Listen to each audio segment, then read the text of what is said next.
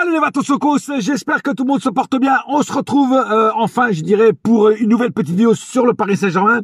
Bon, là, il n'y a pas de match, mais c'est pas un débrief, mais il y a des trucs à dire quand même sur le Paris Saint-Germain. Et d'ailleurs, avant de commencer cette petite vidéo, je tenais à vous dire que malheureusement, je ne pourrai plus faire beaucoup de débriefs jusqu'à la fin de la saison. Je pourrais en faire plus qu'un seul, le 30 avril 2023 contre Lorient. Ça sera le seul débrief que je ferai. Il y en aura plus après jusqu'à la fin de la saison. Pourquoi? Parce que bon, mon taf, malheureusement, les autres, enfin, quand il y a des matchs, je serai au taf. Et par exemple, moi j'ai pas de chance. Hein. Par exemple, quand je sors pour le 26 ou 27, eh ben le match est le 28. Hein, ou le 25, tu vois, si je suis 26-27, tu vois. Enfin, voilà, je tombe toujours à côté, donc ça me casse les bonbons, mais c'est comme ça. Donc, je suis obligé, voilà, je suis obligé d'aller au taf, hein. Bon, ceux qui taffent me comprennent, hein, le taf avant tout. Donc, il y aura plus qu'un seul débrief de ma part, donc, contre Lorient le 30 avril.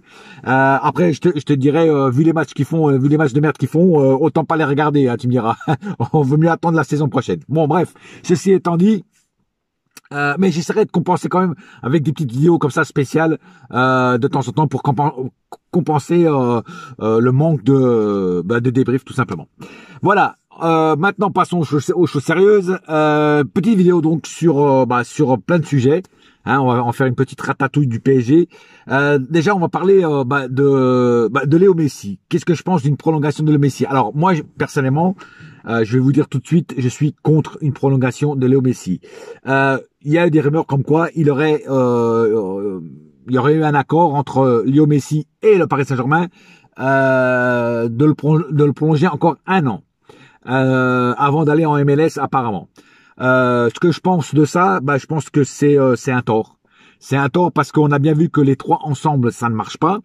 Neymar, Messi et Mbappé. Donc le prolonger de Léo Messi de un an, pour moi, c'est une grosse bévue, une grosse erreur de la part des dirigeants du PSG. Décidément, ils ne le comprennent pas. Nasser, l'émir et compagnie, ils ne comprennent pas que ça ne marche pas.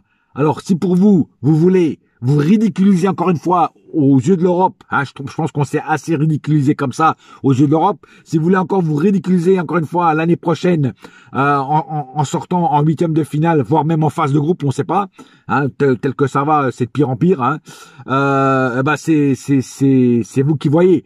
Mais nous les vrais supporters, hein, pas les fanettes, hein, pas les fanettes des joueurs là, hein, pas les fans de Messi et compagnie, et de Neymar et même de Mbappé, hein.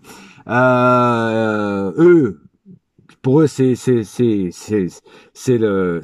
comment dire, j'ai même pas de mots. Tiens, j'essaie de trouver un mot, mais j'arrive même pas. C'est le paradis, quoi, on va dire. Tu vois, c'est un paraíso, tu vois. Non, faut arrêter les conneries. À un moment ou à l'autre, déjà, il faut dégager Léo Messi parce que déjà, il ne fout rien à Paris, hein. Il n'en branle pas une à Paris. Quand tu le vois, Léo Messi, avec l'Argentine, c'est un Léo Messi, que normalement on devrait avoir au Paris Saint-Germain. Malheureusement, le Léo Messi du Paris Saint-Germain, c'est un clone, mais un mauvais clone, une mauvaise fabrication. Tu vois ce que je veux dire? Il a un défaut de fabrication. Et voilà, donc pour moi, non, Léo Messi, déjà, il faut dégraisser la masse salariale, parce que à cause du fair play financier, on a une trop grosse masse salariale, et à cause de ça, on peut pas recruter des joueurs vraiment qu'il faut recruter, au poste qu'il faut recruter. Donc pour moi, c'est une grosse erreur de le prolonger, ne serait-ce même que d'un mois. Pour moi, c'est une grosse erreur. Voilà, donc pour moi, il devrait dégager du club parce que il ne sert à rien. Tout simplement, il ne sert à rien. Bah oui, il ne sert à rien. Je m'en bats les couilles des fans de Messi qui vont venir masticoter. Si vous venez trop masticoter, vous serez bloqué parce que j'en ai marre de vous supporter. Hein, les lèches bonbons des joueurs. Et moi, je vois mon club avant tout, avant la carrière du joueur ou des joueurs. Voilà. Moi, leur carrière, je m'en bats les escalopes, frère. Moi, c'est la carrière de mon club, si on peut dire ça comme ça. Et Léo Messi ne contribue en rien à faire progresser et à faire briller mon club. Voilà, tout simplement. Donc pour moi, c'est à dégager et plus vite possible. Malheureusement, je pense qu'on va encore se le taper encore un an. Et supporter les fans qui vont avec, malheureusement. Neymar, c'est pas la peine d'en parler parce que Neymar, lui, il va vouloir rester jusqu'à la fin de sa carrière. Il l'a dit au Paris Saint-Germain et puis personne n'en voudra. Surtout avec le salaire qu'il a et les blessures qu'il a à répétition, personne n'en voudra de se bras casser. Donc c'est pas la peine de le mettre en vente. De toute façon, personne ne le voudra. Voilà. Ou alors vraiment à brader, sauf que lui, il voudra pas partir. Voilà. Donc c'est pas la peine de le vendre. Mbappé, on ne sait pas si il voudra rester dans ces conditions en prolongeant Messi. On ne sait pas. Il lui reste aussi quelques années de contrat. Mais est-ce qu'il voudra pas partir avant? Ça, voilà. En tout cas, je répète, c'est une grossière erreur de faire prolonger cette mascotte ambulante, hein, qui ne sert strictement à rien. Alors, si pour vous, quelques passes décisives et 1 ou 2 buts pendant la saison. Et puis j'ai remarqué, Messi, il est bon avec des petites équipes, avec les grosses, hein, en Ligue des Champions, justement, on l'attend, bah il est transparent le mec, il est transparent. Alors oui, j'admets qu'au milieu, le milieu, il est pas bon, et je vais vous dire un truc, Messi au Barça, il était bon, pourquoi? Parce qu'il y avait un milieu de fou, hein, les Xavi et compagnie, hein, voilà, c'est pour ça qu'il était bon, tu vois ce que je veux dire? Parce qu'il avait un milieu très fort. Alors oui, j'admets que notre milieu n'est pas très bon, voire même nul. Les Verratti, les Vitinha, tout ça, ça ne vaut rien. Ça, je veux bien te croire. Tu vois, Verratti est devenu l'ombre de lui-même. Vitinha, il n'existe plus. Renato Sanchez, il est tout le temps le pied dans le plâtre. Donc à un moment ou à l'autre, tu vois ce que je veux dire. On se retrouve avec des joueurs au milieu j'allais dire des Mukwele, non, les Mukwele c'est un défenseur. Enfin même des Tikité qui est pas milieu, mais qui est plutôt attaquant. Mais tu vois ce que je veux dire. Bon, enfin bref, voilà. Et notre banc de remplaçants est naze. Donc à un moment ou à l'autre, oui, c'est vrai que ça aide pas les autres joueurs devant à briller. Mais aussi le rôle de Messi est de voir quand le milieu est pourri. C'est à lui de faire des efforts, de redescendre et d'aller chercher les ballons, ne serait-ce que pour donner à Mbappé, voire même à Neymar. Voilà. Et Neymar, pareil, il faut qu'il fasse des replis défensifs, même s'il en fait de temps en temps Neymar. Mais voilà. Mais à un moment ou à l'autre, il faut se dire que Messi, pour moi, n'a jamais été un joueur du Paris Saint-Germain. Il n'a jamais eu l'amour du maillot. D'ailleurs, pourquoi Messi est venu à Paris? Faut pas se voler la face. Hein. Messi est venu à Paris pour l'argent, pour la thune. Et personne n'en voulait. C'est comme Cristiano Ronaldo. Il est venu à Paris parce qu'il n'y avait aucune autre option. Il faut arrêter de dire de la merde, de dire des conneries. Il est venu à Paris parce qu'il n'avait pas d'autre option. Parce que si quelqu'un l'aurait voulu, il serait parti ailleurs. Tu vois ce que je veux dire? Si le Barça aurait voulu le retenir, il serait pas venu à Paris. Il serait resté au Barça. Mais il est parti du Barça parce que le Barça n'avait plus ça pour le payer. Donc, il est venu à Paris parce qu'il y avait ça. Mais il n'est pas venu, faut arrêter de dire qu'il est venu pour le projet sportif. Il n'est pas venu pour le projet sportif. Il est venu pour l'oseille. La preuve, c'est que la première année, il a dit, il se sentait pas bien à Paris. Il a failli partir, il l'a dit lui-même. Tu vois ce que je veux dire? S'il est juste resté, c'est pour la thune, frère. Le projet, il en a rien à foutre. Pour lui, le projet du PSG, ça l'intéresse pas. Il a déjà eu plein de projets, il a déjà gagné tout, il a déjà tout gagné. Qu'est-ce qu'il s'en fout du projet du PSG? Il en s'en bat les escalopes. Tu vois ce que je veux dire? Voilà. Donc, non. Messi n'est pas venu à Paris pour le projet sportif, n'est pas venu pour l'amour du maillot. Lui, son amour du maillot, s'il a un jour il en a eu un, c'était pour le maillot du Barça, pas pour le maillot du Paris Saint-Germain. Donc, faut arrêter aussi d'être le pire des abrutis. Hein, il faut vous réveiller. Ah, je parle des vrais supporters. Il y a encore les vrais supporters, je pense, qu'ils sont réveillés comme moi.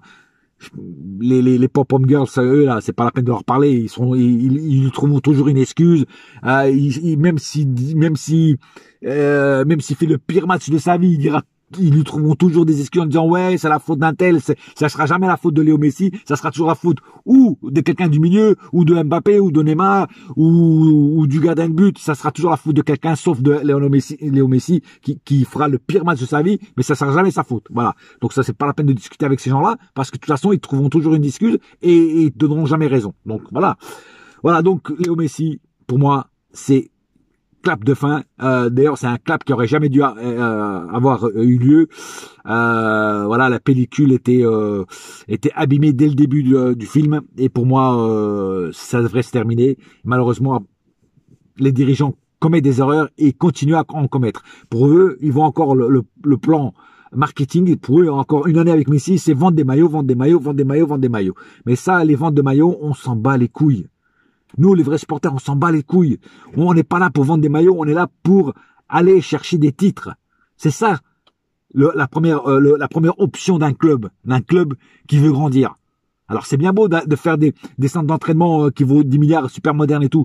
Il peut-être même aller maintenant construire un nouveau stade. Mais c'est pas que ça on veut. Nous on veut des titres. Et de préférence des titres européens, pas des titres nationaux, parce que la Coupe de France, même si on l'a pas gagné cette année, tu vois, la Coupe de France, le championnat français, c'est bien beau, mais nous, c'est la Ligue des Champions qu'on veut, frère. C'est cette coupe-là qu'on veut, tu vois. On l'attend depuis des années, tu vois. Mais bon, c'est comme ça. Maintenant, parlons un petit peu aussi. Alors, je vais pas faire de vidéo spéciale pour ce jour-là, donc je vais en parler quelques mots ici. Un potentiel retour de Rabiot. Comme vous le savez, moi je suis toujours contre les retours. Et ça change pas. Même si Rabiot, dernièrement, fait des bons matchs avec la Juve, fait des bons matchs avec l'équipe de France, je m'en bats les steaks. Je ne veux pas du retour de ce mec-là, hein, de cette girafe, avec sa mère folle. Tu vois? Non, sa mère bipolaire. J'en veux pas, moi, ces deux-là. Hein, l'enfant gâté et la mère de Norman Bates. Non, j'en veux pas. Tu vois ce que je veux dire? Non, terminé. Clap de fin aussi, lui. Tu vois ce que je veux dire? Même s'il est différent, même s'il a mûri, je sais pas quoi, j'en ai rien à foutre. Je le veux pas. Il a eu sa chance à Paris, il l'a pas saisi quand il était plus jeune. J'en veux pas. Je n'en veux pas. Puis d'ailleurs, c'est pas ce qui manque à Paris, hein, dans les écoles du PSG, dans les réservoirs de toutes les banlieues parisiennes. C'est pas ce qui manque, des pépites, des jeunes qui ont du talent à revendre, voire même plus de talent que Rabiot. Donc voilà. Donc à un moment ou à un autre, il faut arrêter les conneries de faire rapatrier des joueurs qui ont foutu la merde quand ils étaient là, parce que sa mère, enfin c'est pas forcément lui qui a foutu la merde, mais c'est sa mère, tu vois. Voilà, il a foutu un peu la merde sous l'influence de sa mère. Je te dis, c'est comme Norman Bates. Il était sous l'influence de sa mère, tu vois, lui c'est pareil. Et non, à la rigueur, moi, tu vois, c'est un joueur que moi, personnellement, on l'a fait sortir par la petite porte et qui maintenant est un grand joueur, hein, c'est Coman, tu vois. Coman, pour moi, il devrait revenir à Paris. C'est le seul que j'accepterais qu'il revienne parce que il est parti, il a jamais foutu la merde à Paris. Et puis, t'as vu ce qu'il fait au Bayern, il est toujours très bon. Voilà. Lui, c'est le seul que j'accepterais qu'il revienne. Mais je pense qu'il reviendra pas parce qu'il est très bien au Bayern. Voilà. Donc, Rabiot, c'est non aussi. Voilà. N'oublions pas qu'on va récupérer deux emmerdeurs, deux parasites, deux cancrelats de plus, Draxler et Paredes, qui est encore pire que Draxler. Tu vois ce que je veux dire? Donc, ces deux-là, on va les récupérer. On va peut-être les refourguer à quelqu'un, les reprêter, mais ils vont revenir. Voilà. Et donc ça, c'est encore deux cailloux dans la chaussure. Voilà. Et qu'il faudra faire quelque chose. Voilà. Donc voilà, Skriniar, petit mot sur Skriniar, apparemment, il a des problèmes, enfin il est blessé parce qu'il a des problèmes au dos. Moi, je serais le PSG, hein, je verrai à 2 fois avant de le faire venir. Pourquoi? Parce que si Skriniar a un problème de dos sérieux, parce qu'apparemment, ça fait déjà des années qu'il a des problèmes de dos, si c'est pour le ramener et puis qu'il passe sa vie à l'infirmerie, ça ne sert à rien de faire venir Skriniar. Donc avant de le faire venir, étudiez bien le dossier, et si vraiment vous sentez qu'il y a un petit malaise avec lui, ne le prenez pas. Allez prendre un autre joueur, et c'est pas ce qui manque les joueurs, ne le prenez pas. Parce que c'est pas la peine de reprendre un autre joueur pour le voir tout le temps à l'infirmerie type Pastore ou Renato Sanchez. Tu vois ce que je veux dire? Voilà, c'est des mecs qui ont des énormes talents, mais ils passaient leur vie à l'infirmerie. Voilà, et Skriniar c'est pareil. Donc si c'est pour ça, autant qu'il reste où il est. Voilà. Sinon, Galtier évidemment pour moi, à la fin de l'année, il faut qu'il saute. Mais ça, c'est un autre mystère. Apparemment, Galtier, il y a des chances qu'on le garde, à moins d'un renversement. Campos, par contre, il est en train d'installer un truc qui est intéressant, apparemment, par rapport à des joueurs comme Verratti, tout ça. Tu joues moins, tu gagnes moins. Tu joues plus, tu gagnes plus. Donc, à toi de pas être blessé. Voilà. Et ça, c'est une très bonne idée. Parce qu'il y a des joueurs qui se reposent sur leur laurier, ils s'en foutent s'ils jouent ou pas, parce qu'ils savent qu'à la fin du mois, il y a le même chèque. Et là, ça, c'est bien. Marquinhos aussi, d'ailleurs. Marquinhos, c'est dans la liste. Renouvellement de contrat, ok. Tu joues, tu gagnes plus. Tu joues moins, tu gagnes moins. Blessé ou pas blessé, c'est comme ça. Et ça, c'est une très bonne idée de la part de Campos. Voilà. Ça, j'appuie. Voilà. Parce que comme ça, au moins, les mecs qui vont se bouger leur derrière pour aller sur le terrain. Bref, en attendant, j'ai pas plus à dire sur cette vidéo. Quand il y aura des nouveaux trucs à dire, je donnerai mon avis. Ce n'est que mon avis. Bien sûr, vous n'êtes pas obligé d'être toujours d'accord avec moi. Ça, c'est sûr et certain. Mais normalement, quelqu'un qui a un petit peu de logique est à peu près d'accord, à peu près sur tout ce que j'ai dit. Voilà.